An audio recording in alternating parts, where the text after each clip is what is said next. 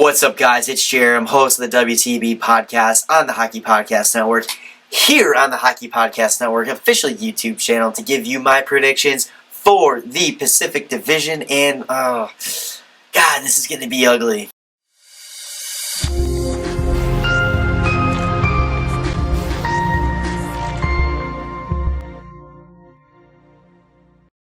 Let's kick things off with the Anaheim Ducks, who, I gotta say, in a bad division, it's not looking good for the Ducks.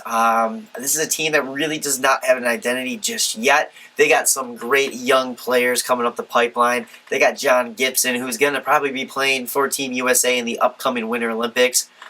I just don't see this team really doing much until, their young core really develops, given about 2-3 years, hopefully. With that being said, I think these guys are going to finish in the cellar of the division in 8th place. And I just have to say this really quick. If Arizona can bring back the Kachina, come on. Please bring back the Mighty Duck logo. Next up, we got the Calgary Flames, who, quite frankly, always seems to be a disappointment for the amount of potential this team has and a lot of skill that they have. They just cannot get the chemistry going. They can't glue it. They can't make it work and just make it click. You have a big year coming up for this team. You have decisions to make whether this team is going to be a contender or pretender. You're going to have to really shape this team for the years to come. Gaudreau is going to need a contract at the end of the year. Do you move him? Do you hold on to him? Matthew Tkachuk, he's going to need a contract at the end of the year. Granted, he's an RFA, but still, he's going to want to get paid. You have Sean Monahan, who always seems to be in the trade rumors. And is Markstrom going to come back and, continue to play, decent goaltending? I don't know if this team can really do it. I go back and forth on where I see this team finishing. Right now, I have them 4th in the division, but I think that they can go anywhere between 3 and 6. Sticking with the Battle of Alberta, let's move over to the Edmonton Oilers, where this team, they're going to finish in this division pretty high for 3 reasons, and 3 reasons only. 1, Connor McDavid. 2, Leon Draisaitl. And 3, this division is terrible. The Edmonton Oilers are just a team that I feel, cannot get out of their own way. They have all the potential in the world with one of the greatest hockey players to play the game in McDavid. Leon Draisaitl, who just continuously tears it up. And then you have Ken Holland doing Ken Holland things, taking on Duncan Keith, which, thank you. We appreciate that here in Chicago. You have him re-signing Mike Smith for 2 years. What?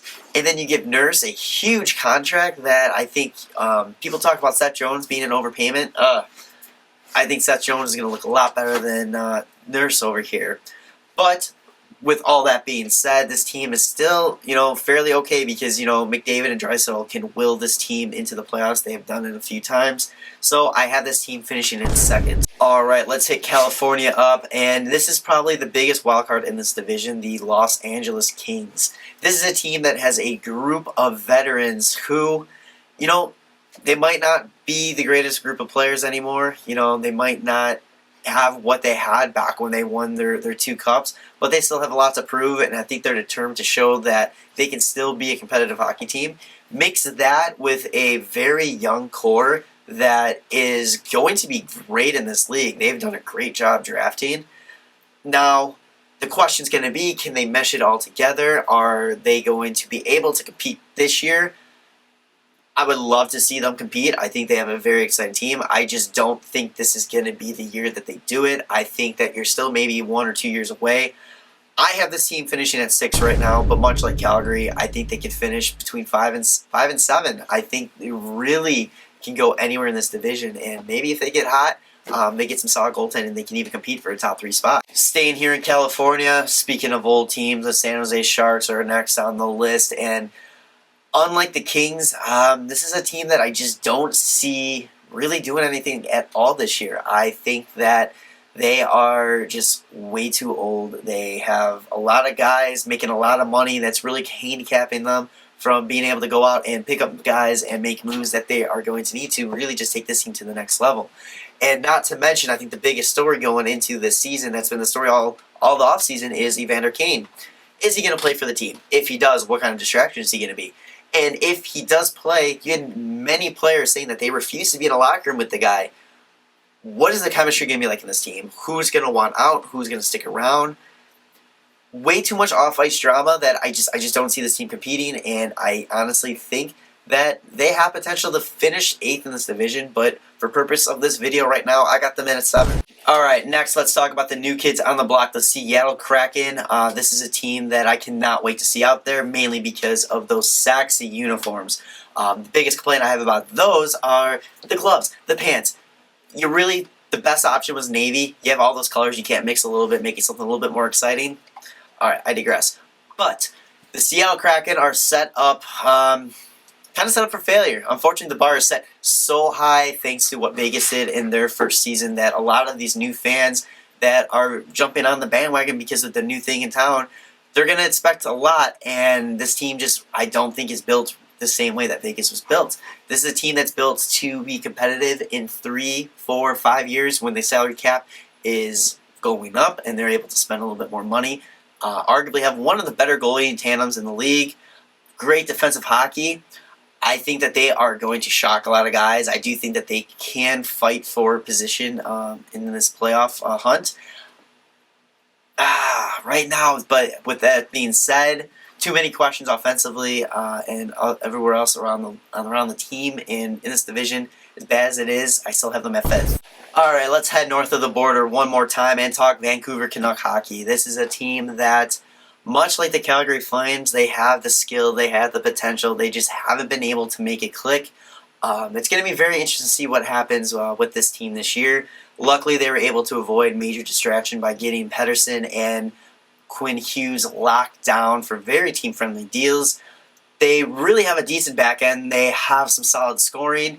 The interesting question with this team is going to be their goalie tandem with Demko and Halak really taking over. Demko finally kind of has the shot to be the #1 guy. They have a nice safety net with Halak, but is it going to be enough? Is there going to be enough consistency to keep these guys going? I like the potential of this team a lot more than I do of other teams in this division that, aren't in the top 2. I right now have these guys at #3, but again, like everybody else, it seems to be the theme of this division. They can finish anywhere between 3 and 6. I guess we're just going to have to see what happens. And finally, that brings us to the Vegas Golden Knights, who are pound for pound the best team in this division, the best team in the Western Conference, and you can make a strong case that they are the best team in the NHL. They have one of the most complete rosters of a lot of teams in this league, and is it finally their time to, really get over that hump? Which is crazy to say that considering how new they are in this league, but you know what? Considering they're a team that have been there so close so many times, it's a fair question. One of the biggest questions on this team is going to be their goaltending. Robin Lehner is finally getting a shot to be the true #1 guy. Is he going to be able to hold onto that role? Is he going to be able to handle the starter's load? Another question, too, is what kind of distraction is he going to bring into the locker room with his crusade against the NHL and how they are treating their players. He has been meeting with the NHL to discuss what he has been saying on Twitter and on various podcasts. So it's going to be very interesting to see how that plays out. Another quick question is, how fast do they pull the trigger if things seem to go wrong? They have a history of, not being very loyal to their players and their coaches. They got rid of Gallant fairly quickly once they start losing a little bit. Marc-Andre Fleury, we all know how that saga went this year. And then also, they do not have a single player from their original draft class that they picked in the first round. Not a lot of loyalty from Vegas, but you know what? Loyalty doesn't matter when you're competing for Stanley Cups, and this team is going to do that. And that's why I have them finishing first place in the Pacific Division. Alright, and that does it for my predictions. Let's recap really quick who I have finishing where in the Pacific Division in the 21-22 season. #1, I got the Golden Knights. #2, the Edmonton Oilers. #3, the Vancouver Canucks. #4, the Calgary Flames. #5, Seattle Kraken. #6, the LA Kings. #7, the San Jose Sharks. And #8, the Anaheim Ducks. Now, this video is very brief. It didn't go into many details about each team, but the great news is the Hockey Podcast Network has many shows on each of these teams in this division and all the divisions. So check out the hockeypodcastnetwork.com. Find your favorite team, find your show, give them a listen, give them a follow, and really dive into what this network offers. Make sure you subscribe to the Hockey Podcast Network's YouTube channel, like this video, share it, leave a comment below where I was right, where I was wrong. I love reading the comments on the Central Division video, and I look forward to seeing what you guys think how I did on this one. So yeah, this has been Jerem again, host of the WCB podcast on the Hockey Podcast Network, signing off, and I will see you on the next one.